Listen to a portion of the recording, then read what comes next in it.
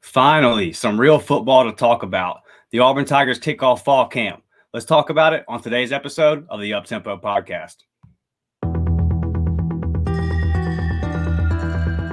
You are now listening to the War Report Podcast Network.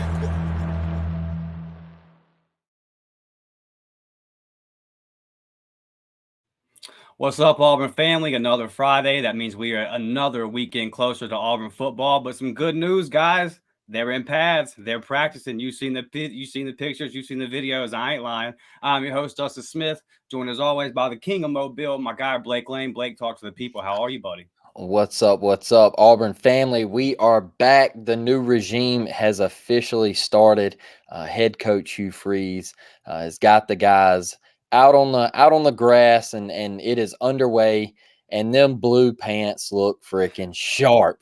Dustin, I gotta bring it up. They look sharp, brother. They look sharp in practice. Yeah. We ain't gonna bring them in practice. Yeah, we ain't gonna bring them to a game just yet. But yeah, man, I love the energy. I love the excitement. I love Coach Zach Etheridge in the video that the Auburn media team put out. He said, "This is why you come to Auburn University. This is why you play Auburn football, right?" So I love the energy, and I'm excited to get this thing going, brother. Yes, sir. Yes, sir. Blake, Hugh Freeze took the mic today, man, and we got some answers. Right? But I'll tell you one thing that stood out to me before we get into some injuries. We got some questions about personnel. One thing that stood out to me, man, was, again, Hugh Freeze keeps bringing up mental toughness and mental awareness. He talked about with the secondary. He talked about stress in the secondary. He wants to see how they react to stress, how he wants to see them react to tough situations. He talked about that with quarterbacks. How do they handle adversity? He's really, and we've seen it at SEC Media Days, specifically when he talked about quarterbacks. He mentioned the mental side of it. More so about the whole team today, though, Blake. It just seems to me that, and I got to think about it when I was driving home and listening to it. I was like, the guy, he recruits. We did our episode, if you haven't watched it, talking about the team, just how his teams take a jump in their first year. The points per game going up, the yards per game going up, the passing going up, the receiving going up. And then we went to the defensive side and we said, shit, same thing over here. Everything improves when this guy takes over. So he's got it on the field. So you got recruiting, you've got on the field. And then it just seems like the off the field. He's worried about the mental. He's worried about, I'm telling you, man, this guy checks all the boxes. That's what came off to me today was the guy's on fire. The guy's locked in. He's ready to go. And I feel like he's probably watched the film. He probably watched all the reps from last year and said, this team lacks mental toughness. This team lacks awareness. Did they dig down deep and find something when Cadillac became coach? Sure. Like literally the Auburn spirit powered us to a decent 2-2 finish, right? When you have an atmosphere like you had versus A&M, if you got to stay our nuts hanging between your legs, them kids are going to come out to play for that. But overall, man, we just lacked a lot of mental toughness at times. We definitely lacked the awareness in situations, just above the shoulders. We haven't been right the last couple of years. We make these stupid decisions at the wrong time. I talk all the time about those 3rd and 1s. You could almost bank on a senior offensive lineman last year popping up and making it 3rd and 6. I think Hugh's seen that on film, and I think that's why he keeps driving that home in press conferences. Blake, something stood out to you, though. Real quick, Dustin, I want to throw something on your point. I've had a couple of fans from other fan bases kind of get at me about some of the comments I've been making about head coach Hugh Freeze, right? And how excited I am about his recruiting efforts and some of the things that you were just talking about, right? And just how the leadership and he carries himself at that high standard. And he has made comments about checking the boxes against Georgia and Alabama and the LSUs of the SEC, right? And how he wants to get Auburn back to that standard.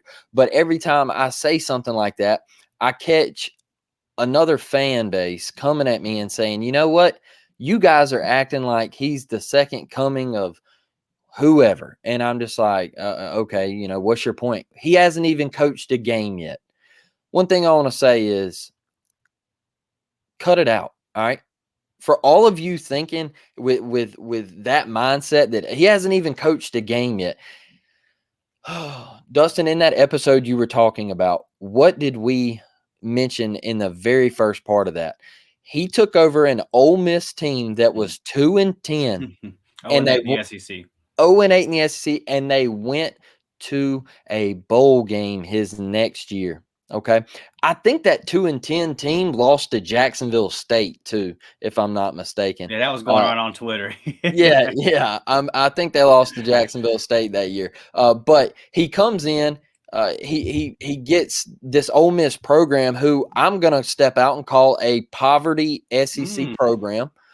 They are bottom of the barrel, in my opinion. They're one of the 4 SEC teams that have never played in an SEC championship game. So there's not a lot of winning culture in that program. And he comes in and gets the number 1 player in the country to come to Oxford, Mississippi. Okay. He gets them into the top 5 in his short stint while he is there. He beats Alabama twice. And you're going to sit here and tell me, hey, buddy, you need to pump your brakes. All right. The guy ain't coached a game. Let's cut the crap, man. And this guy has proven himself in this conference. He can coach football. Just stop. They'll find out soon enough. Yeah, just stop pushing that terrible, terrible narrative that he might not be able to coach in the SEC. I'm sick of hearing that. But one thing that stood out to me today was head coach Hugh Freeze. He said that this is the most uncomfortable he has ever been going into a fall camp. And he was asked why. And he said, I studied this roster. I looked at it. We had so much turnover. He said we had guys coming in after spring ball, after our A-Day game, one being a Peyton Thorne. All right. And he was like, all these people come up to me and they say, Coach, is Peyton Thorne going to be the starting quarterback? And he said, I look them right in the eye and say, I don't know. I haven't even gotten to coach the kid. Right.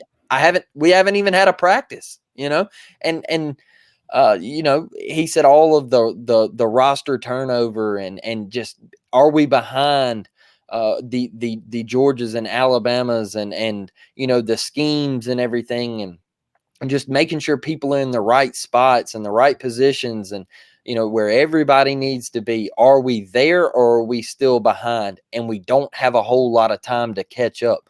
So just him saying that he was uncomfortable kind of stuck out to me, because that shows that he is about to bust to get this thing right. All right. He knows he only has a month. All right.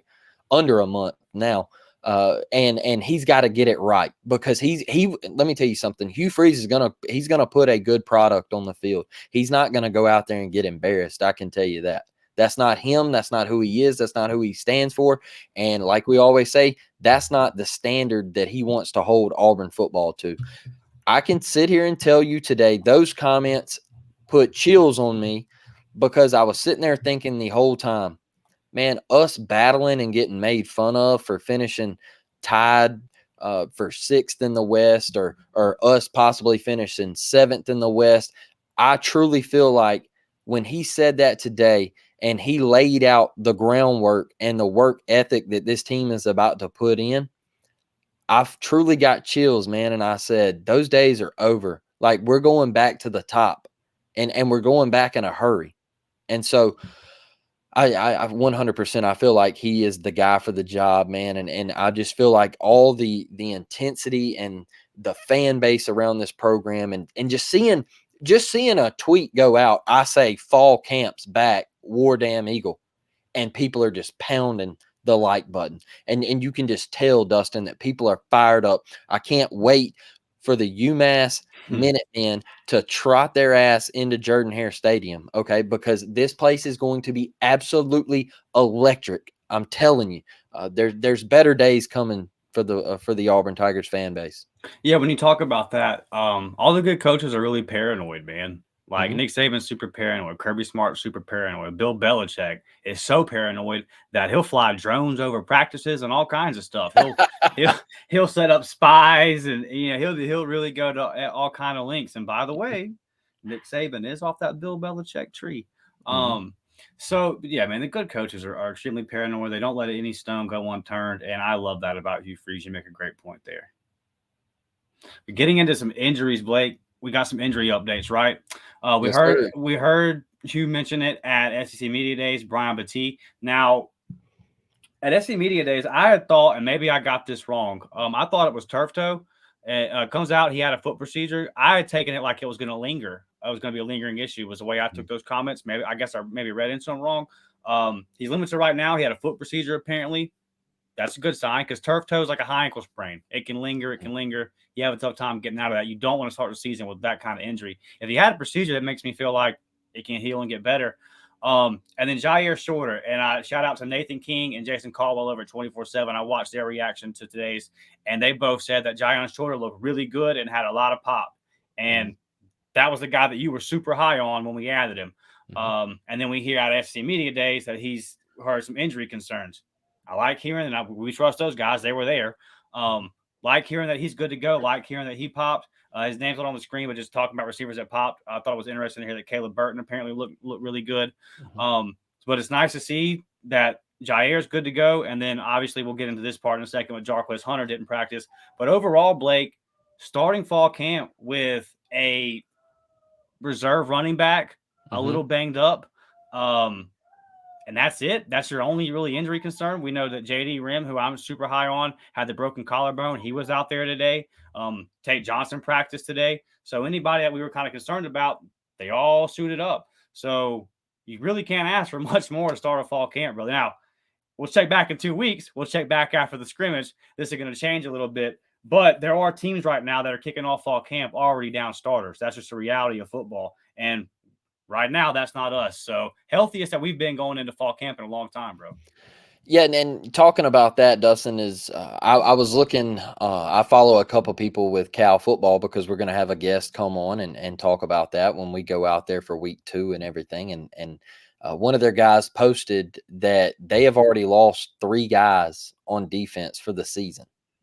They're done. Now they weren't starters, but they were in the 2 deep. They were in the 2 deep, and I think one was a true freshman. But the 2 of them were in the 2 deep, and the other one was a true freshman. And they've all 3 are already out for the year. And just to see Auburn, you have some Brian Batiste and Jair Shorters, and the word was out that he was going to be on a pitch count type thing and all of that. But now things are looking up, right? And the Auburn Tigers look pretty damn healthy.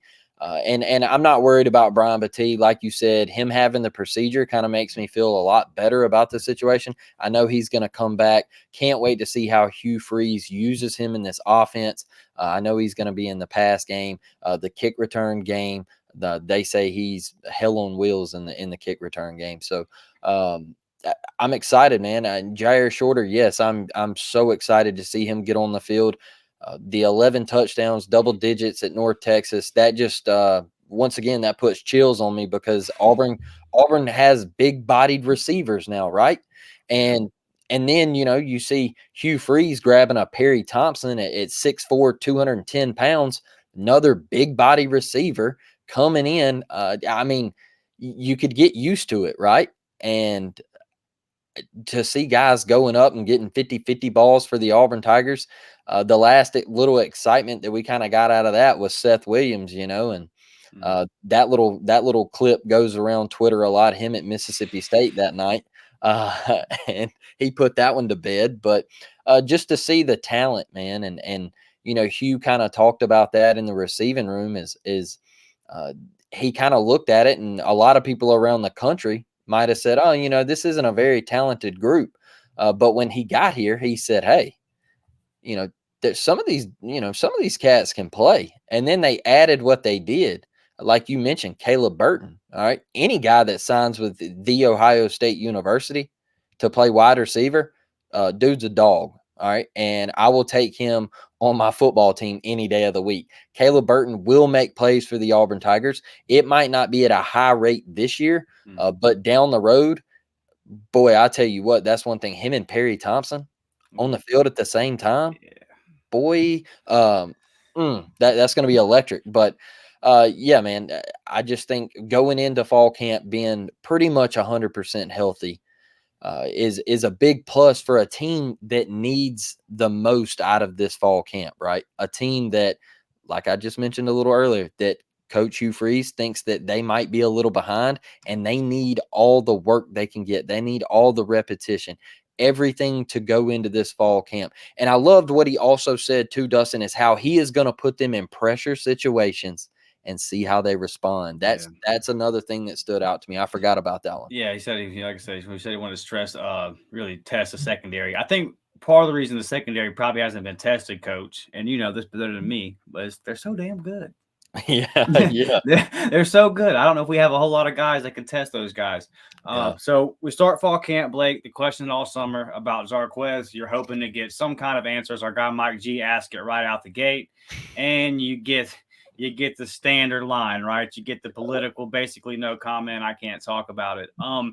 We had heard that Jarquez he reported that he was at report day yesterday. This is going out Friday, so that would have been Wednesday. We're recording Thursday. But Wednesday we heard that he had reported. So that's a good sign because he had been completely suspended from the building, right? Yep. But doesn't practice today. Listen, they're tight-lipped on this, okay? So we don't really have a whole lot on this. Like anybody else, we've done our checking, we've tried. There's just not a whole lot. The school is going to keep this close to the vest because y'all know what it entails. You know, anytime it's this kind of situation, it can be sticky. It can be messy. It can get into a Title IX type thing. There's just a lot of things that can happen. The school's got to keep it tight, keep it close. Me and you've been steadfast. We think Jarquez might miss a game, might miss 2. He's going to be on the team. He's on the roster. The people, like we said, whenever Caden Bridges was removed, if it was going to be anybody else, you got to kind of think it was going to be, they were all going to go at the same time. It wouldn't make much sense for somebody else to come later. That told us at the time that a part of the investigation was over. Probably the investigation is over. They know what Jarquez's punishment will be. We'll probably never find out exactly. We'll just know when we see him on the field. And again, going back to, I know they can't comment on it, but I like the fact that Hugh's just like, I'm not going to. Like, you can figure it out. And I don't know how much we'll really know until we know type thing. I know that sounds like a simple thing to say, but I get it. He's the best player on offense. You know, we all want to know what's going on. Trust me, I want to know what's going on. Blake, you know that after our group chat today with the boys, I was definitely trying to figure out what the hell. But listen, it's not like freak out mode. It's nothing like that. I guess my thing with this, Blake, would be, and again, it's not a hill I'm trying to die on. This is not, it's not some big thing. I would prefer though, if we just came out and said what it was, just because I know how Auburn Twitter is. I know how our fan base is. It's the longer you let it kind of linger, to me, it kind of can build up into a thing. I would prefer it if you just came out and said, hey, I'm not going to comment on what happened. I'm not going to comment on the who, what, when, where, and why. This is the length of it. He will not practice for however long, and he'll be available for game 1, or he'll practice starting next. Just let us know what it is as far as his availability. Don't touch on anything else, and then we can all move on. That's kind of where I'm at with it. Yeah, and I think he is going to face some sort of suspension. I've said that. All right. Yeah. And I said it today on Twitter. I was under Jake Crane. By the way, also, I want to make a quick shout out for Jake Crane. Thank you for coming on the show, brother. We appreciate you. And for all of our listeners and followers, we appreciate you. 1.8 thousand views on that video. Absolutely incredible. Jake and all the love he shows for the Auburn Tigers. Awesome stuff. But I was under his tweet and I said, I really feel like Jarquez is going to have to sit a half against UMass. And it's going to be kind of like a Nick Marshall type suspension. Maybe he might have to sit a game, the whole entire UMass game. It is what it is. But then I think he's coming back against Cal, and I think he's going to run for 200. I do, man. I just think they aren't going to know what hit them. And I think Auburn's offensive line, the well-improved offensive line that we have with Jarquez in that backfield, and dude, Auburn might not throw a pass that game. I'm down, bro. I'm down. Or get up big and then test your pass game out. Yeah, I'm kidding. But I think he's gonna eat. I think he will play football for the Auburn Tigers. So let's take a deep breath. Yeah. Let's take a deep breath. All right. Let's relax. Maybe turn the focus off of Jarquez for a minute, right? And don't just sit here and beat yourself up about it, because he's going to play football this year. We just don't exactly know when. And look at it like this. You know what Jarquez Hunter is. Yes. So maybe let's say that he gets to sit a game. Maybe it's 2. I hope not 2. I want him to have him a cow, but let's say he has to sit versus UMass, right? Okay. We get to find out what Damari's got. We get to see what Batti's got. We'll definitely get to see some Jeremiah Cobb in that scenario. If you get up 28-35 at the half on UMass, Cobb might see 10, 15 carries. It's a chance for Jackson to get some reps, a guy that works hard and deserves some totes. So if it is a situation like that, do you feel like you need Jarquez versus UMass? You don't. No. You just don't. You're not going to. Trust us. Our guy Nathan told us, man, 4 games is a dream season for us. 6 wins, and we're building a statue, he said. So this is just not a team that, you're going to need the guy. And it's the running back position. So how many carries do you think Jarquez would have versus UMass? 10, 12, 15 tops? Yeah. So that's 10, 12, 15 carries that aren't on him. Probably 20, 30 reps. 20, 30 reps, he doesn't risk injury. And they accumulate. They add up. You see the hits add up on running backs. So, okay. Let's say that Batti and Jarquez can't go week 1, right? Okay. Who cares? You're still going to win. Didn't you just get a heavy dose of Damari? You get to see what Damari's like being RB1. That's exciting as hell to me. You're going to get to see a ton of Cobb, and Jackson's like, that's cool. Robbie's probably going to get to run the ball a lot in that scenario. You're going to generate different ways to get rushing yards. That's really exciting to me because I know what Jarquez is, and I know that by the time we hit the meat of that SEC schedule, he'll be playing. So I'm not worried about that. I want to see what these young cats got, and this is a perfect opportunity for that. And if Jarquez is suspended for Cal, we can win with Damari and all those guys. If you establish the line of scrimmage, you'll be fine. So to me, it's almost, I don't want it to be. I'll be at the UMass game. I want to see Jarquez. But if not, cool, man. I look forward to seeing what those other guys got, bro. I'm right there with you, Dustin. I wouldn't, mind it. Like, I'm not going to be sitting here sweating if he doesn't play against UMass. So, yeah, for sure. But yeah, that's just my prediction. I think he'll be back against Cal and ready to tote the rock. So that's where I'm sitting with it. I'm not panicking anymore. I'm not sitting here sweating to death, and I'm not going to worry about it anymore because he will play football for the Auburn Tigers this year. So there you go. Dustin, do you want to go over to what Hugh Freeze had to say about the quarterbacks? Yeah. Let's hop over here. Let's hop over here. And what stood out to you about Hugh Freeze talking about his quarterbacks today? More mental. He continues to talk about the mental aspect of the game. I don't really put too much into the order that the media saw today. There's something to that, I think. Like, not much. It's the first day, so I don't even really want to get into that. But it's man, he said for one, when he says he's going to rotate all 3, I have to ask the question, okay, how long does that last? Because you say fall camp is 4 weeks. Not really, because you start game prep. So you probably got like 2.5, 3 weeks here to figure this out. I can't imagine you want to go more than 4 or 5 practices rotating 3 guys evenly. So you better, like, if you're Robbie or if you're anybody, really, like, now's the time, right? I thought what you mentioned him talking about, I hadn't seen Peyton up live yet. Now he has. He saw a practice now. The presser was right before he went out for practice. But still, he's only seen him one day. He's seen a lot more of Robbie and Holden than he has seen of Peyton up close. So what does it look like? What does it look like in a week? What's it look like in 2 weeks? That's the interesting part, is seeing when to really get chopped down. I care much more about who comes out with the 1s and 2s at the scrimmage. I'm willing to say let's not put too much into what order they come out on the first day of practice in the media window.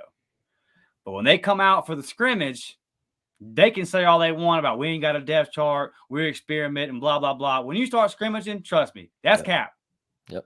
That ain't true. That's your depth chart at that point. That's when we'll start knowing something. What happened last year? All right. Who come out for TJ Finley? All right. And everybody was like, oh, TJ Finley, that's not true. Like, there's no way he starts. And Blackerby over there was like, no, man, like, I'm hearing that TJ's probably going to start. And people are like, that's cap. That's cap. Like, no way. Like, and then who ended up starting? So look, I agree with you right there on that first scrimmage. When they get out there, whoever takes that first snap, I think that's where it's going to sit at. Dustin, I want to ask you, what are your thoughts on Holden and where he stands in this competition? I know, I was watching Blackerby today, and I saw a clip on Twitter of a throw that Holden made. Do you think there is any chance that he makes a move in this competition? I don't, and that's not a knock on him or anything. I mean, I Yeah, just the whole off season has been talk about Robbie and Peyton Thorne for a okay. reason. He's still only a redshirt freshman, correct? How long has he been here? Um, I think so. Yeah, Maybe. maybe it's all, but either way, man, he's Yeah. still young. He obviously has the least amount of playing experience among those three guys. So no, I don't see it now. And his, for him, he had that rough start to spring apparently, and then at the pro day, he turned it on and was really impressive. Hmm. If he can continue that momentum, okay, cool. Um, I just think that when Mike G also asked him, is the starter about the starter for game one and what that's going to look like after game one, and Hugh said, let's look at the stats after game one. He said Yeah. we'll have a bona fide starter going into game one, and that to me kind of put to bed this whole two quarterback question that's been raised up. Now Hmm. Hugh's kind of fed into those questions, so those have been fair questions, but that kind of signaled to me I'm going to name a guy QB1, but holler at me. And then he said, I think you can win games with several QBs. And a point on that. So Lane Kiffin sat down with Josh Pate at late kick. Hmm. And Lane got asked about bringing in Spencer Sanders when he also brought in the kid, his Howard, I think, from LSU. And then you had your last year starter in Jackson Dart. And Josh Pate asked him, well, why all these QBs? And he said, because it's just like a DB room. It's just like a running back room. I want to have the best I can get. I'm adding a guy in Spencer Sanders that started over 40 games. I'm adding a guy with a ton of experience. I want to get the best room that I can get total. We talk about how Hugh won with 3-4 quarterbacks last year at Liberty. He went up to Arkansas and won with his third or fourth string. So I really do believe, looking at Hugh's history, that he's not like focused in on making Peyton Thorne the starter or making Robbie the guy. I think he wants to improve and get the best out of all of them, and he's going to sit back and see whoever rises to the occasion. So if Holden's that guy, now's the time to make your move. I'll say that for Holden. It's shit or get off the pot time for Holden Geriner at Auburn, because then you've got Walker White coming in. You know what I mean? Robbie's still got a lot of eligibility left. Let's say that Peyton Thorne has a good year, but not a good enough year to get drafted. We go 7-5, 8-4. He's above average, so he's going to come back under that scenario, right? So then where does Holden fall? Because Walker White is Hugh Freeze's guy. So if Peyton Thorne gets 2 years as a starter here, next year that would mean Walker White's a freshman. He's going to get groomed and be redshirted under that scenario. And then what? Is Robbie still there? Like, so many questions about that, right? Because Robbie's already transferred from Oregon, so he's most likely he would either have to go down or sit out a year unless he got some kind of waiver. So if you're holding, it's now or never, man. If you're gonna do it, it's now or never. If you're gonna do it, he's at least got to win the two. If I'll say this, Blake, if Holden's gonna have a future at Auburn, he needs to end this year as at least QB2. Don't forget about old Hank Brown in there too. It's just he's on the team. I'm pulling for him. Yeah, it's just another guy to throw in the mix. Another guy that Hugh. I think Walker White will pass that up, but that's yeah. But another guy that Hugh really wanted and got to Auburn. So yeah, man. I think we're in a good spot in the quarterback room. There's competition. We're gonna see who rises to the top, who can make the most out of this. And like I've said before, and like Jake said the other night, and we've talked about it multiple times, I do think it's going to be Peyton. Week 1, I think Peyton Thorne will take the first snap for the Auburn Tigers. But I think Robbie plays. I think Robbie gets on the field. I think Robbie gets his touches, period, man. And I think Hugh keeps hinting to that a little bit of, hey, you can win with multiple quarterbacks. All right. You can do this. You can do that. You got to have guys ready. And like I said earlier, I know Hugh Freeze isn't going to put a bad product on the field. The Auburn Tigers will be ready. He will have a quarterback one set in stone. for that UMass game, and then he will go back and he will analyze everything that happened and the play on the field, and that's how it'll roll. So you got to be excited about that, right, Dustin? Yes, sir, for sure. And I know that everybody's wants to know about quarterback, and I get it. I do. It's Yeah. the most important position on the field. I totally understand. Good news is the speculation's over. I know we're sitting there speculating right now, but guess what? You'll have more answers tomorrow. You have more answers. You know what I mean? Like every day goes by, you're getting closer to knowing. So Yep. we don't have to. Me and Blake aren't going to have to sit back for too much longer and text each other throughout the day and go, "What the hell are we going to make up as a topic tonight?" I don't know, man. Let's rank this position group or try to break down this, that, the other. Now we got real football to talk about now, and we're going to get these answers soon enough, man. So that part, just fired up for it. Dude. I'm so happy. I'm so happy that these boys are out there on the practice field. Absolutely. KJ Bolden, Blake, KJ Bolden, big 5-star safety. We thought it was looking like it was down to us in Florida State. Georgia's been making some noise here in the last couple of days. We felt really good coming out of Big Cat, but that's the way these things go. KJ said himself, he almost committed in the office. Yep. There was a reason why he was pushing so hard for that. Because once you get off the high of that visit and he goes back home and sits back down, his head gets a little bit more clear, and he's away from all the kind of the hype. He's away from the Perry hype. He's away from everything that was Big Cat Weekend, and he kind of gets back down to earth and kind of gets back grounded and really, really thinks about his decision, which is smart. But selfishly, from an Auburn fan, I want you to get caught up in all the hype and commit, because he's not going to just turn around and decommit. It wouldn't have signaled the end of his recruitment. But obviously, he would have been in the boat for a while. Nobody commits and then decommits in a couple of days. So they might do it silently and then commit to Stanford. But whatever. Good luck with that. But but look, it's like Jake said, and I'll say this on KJ. This is a lockdown recruitment, guys. This is. I know that there are burner accounts out there that are trying to tell you that they've got sources. I know that they hold their spaces and they act like they know all this kind of stuff. Nobody knows nothing about this one outside of KJ Bolden and his family, his close circle. This one is locked down. This one is closed tight. So I don't know, man. I have no idea. I quit trying to check up on it because nobody knows. And I like that. I like that from KJ. That's the way that I would try to operate if I was this kind of big time athlete. It'll be a surprise. I'm going to be tuned into the On3 YouTube channel at 6:30. And you know what's cool about this one though? I was thinking though, Blake, is like we kind of have an insight now, right? Like we don't know everyone. We're not recruiting insiders, but we're able to kind of, as we get close to a commitment, we're kind of able to fill out and get some answers. We don't on this one. So this one will be fun just to watch and say, I really don't know what's about to happen. I'm hoping he puts on that Auburn hat. And like our boy Jake Crane said, you can't count this staff out. Jake feels good about KJ, by the way. Yep. You can't count this staff out. And Blake, I feel a lot better after we just got DeMarcus Riddick and Perry Thompson about this. I feel way better about this happening than I would have 10 days ago. Yeah, look, I want to give props to the kid just for not. How do I word this? I want to give props to him for just keeping it so close to the vest. Something that we really don't see anymore nowadays, right?